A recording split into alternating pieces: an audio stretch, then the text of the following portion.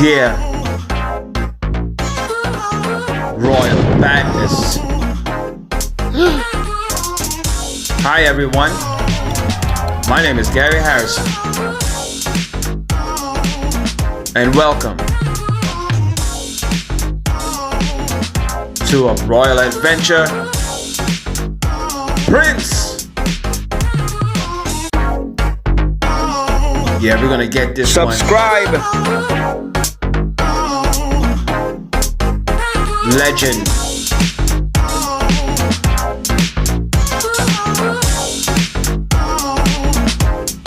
Stick around.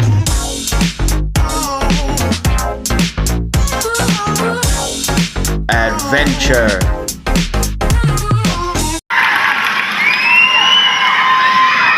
For all of us, life is death without adventure, and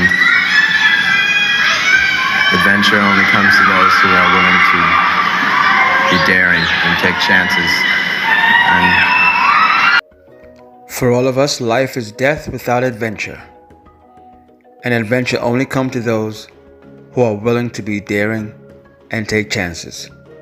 One of my all-time favorite quotes from one of the greatest entertainers and musicians in the world, Prince Rogers Nelson. I make music because if I didn't, I'd die. I record because it's in my blood. I hear sounds all the time. It's almost a curse to know you can always make something new. For some, Prince has always been a reference point for a kind of pop energy, this embodiment of being oneself and living the life the way you want to individually and expressing through music. What's important is that he put out music that pushes you to your limit. For the audience, witnessing his presence, his charisma, his control, his talents in every instrument, people couldn't believe it. A lot of people would say he's like something from another planet. He didn't even read music, which was crazy. Sure, he eventually learned chord structure and all that, but he wasn't a reader, note by note. He just knew music instinctively. He played with his heart. I think what his presence did to black cultural life in America is expand what it meant to be black. It could no longer be narrowly defined simply by R&B or blues or funk or pop or rock, because somehow one human being came along who was all of that. Prince once was asked, "So, are you a conduit of a higher power?" And he said, "No, I just practice a lot." Some friends of Prince believe that he wasn't celebrated enough. He's always been taken for granted, his uniqueness. For some, it was the mystique, the outfit, the sound, the sex, the dancing, the funk in his bones. I call it expressing oneself honestly. The Bruce Lee theory, honestly expressing oneself. Prince crossed a lot of boundaries, sort of androgynous, and people a lot of tough straight dudes really latched onto him even though he was really pushing the envelope. One critic wrote, "To say Prince was a rare figure, even in the glorified secure unit that is pop, is a little trite. Seeing him strut his stuff, actually quite human. You were conscious that here was a straight man who wore women's underwear while channeling Jimi Hendrix. You never call him a feminist, but there was always a profound sense that Prince was no Neanderthal, an advocate for the reciprocity of pleasure. His funk had a very dirty mind."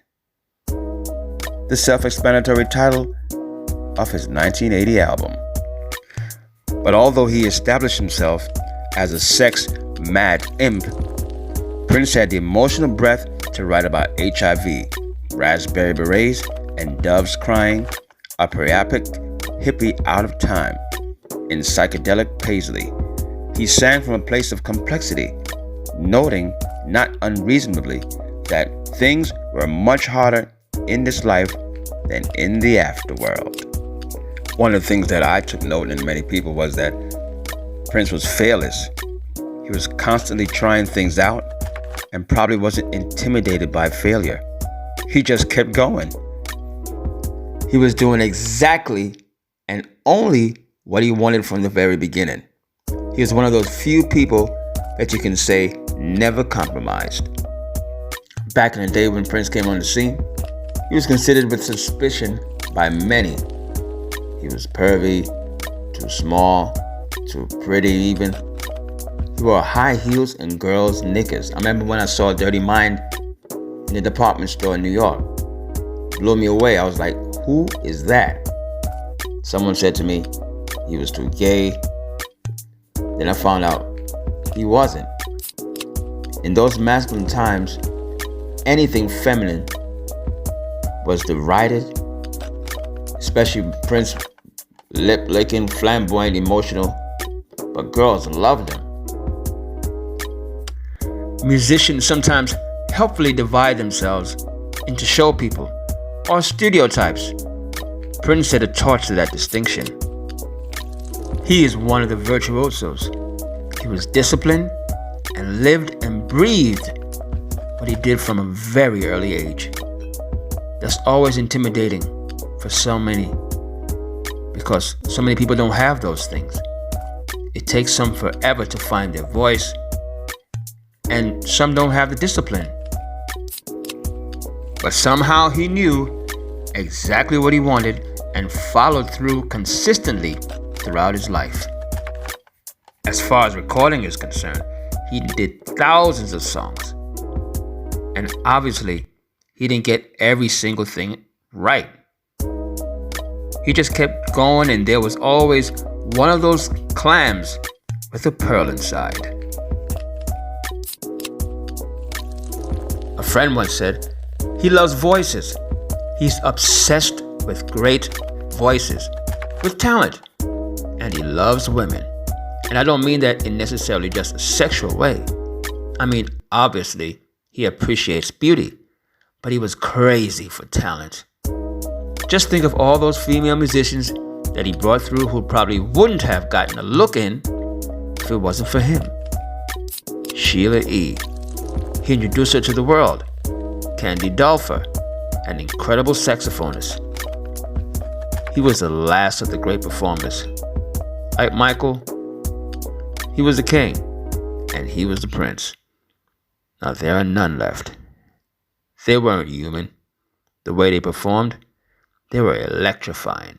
And you're not going to get these kind of performances again. It's a big loss.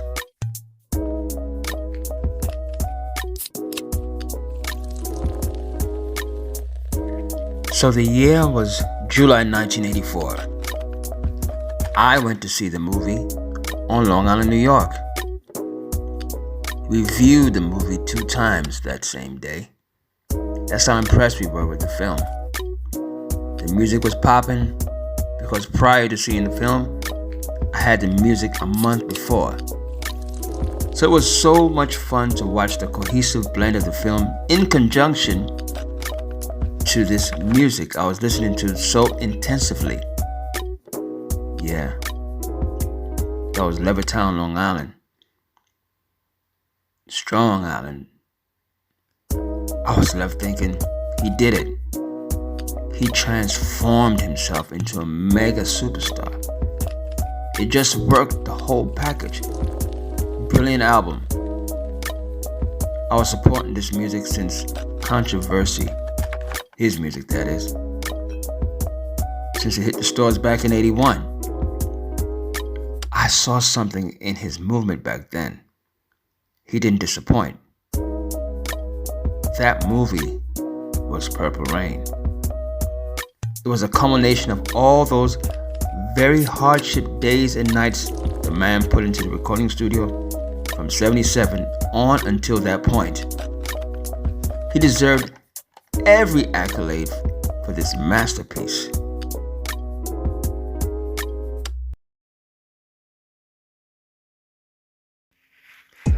Above all, Prince was an individual who stood as a standard bearer for individuality. His influence helping empower millions of others to own their uniqueness, shaping the more diverse, accepting, colorful world that's crystallizing in the 21st century. Not only did Prince write songs, but he played most instruments and produced music. His hands-on approach gave creative power back to artists by taking full control over the direction of his work. Prince was able to shape the sounds that still influence countless musicians to this very day.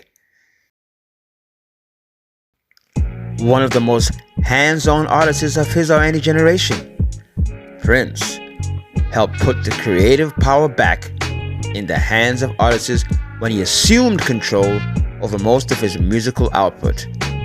But perhaps even more importantly, Prince went to bat for artists everywhere when he stood up for control over his own music. One of the most talented musicians of all time, Prince was also one of the best performers of all time. The energy and passion he puts into each show guaranteed a fantastic concert experience. So with all that being said, I want to thank you for watching. I want to thank you for listening. My name is Gary Harrison, and remember, stay humble and stay hungry. You've been watching Royal Adventure with Prince.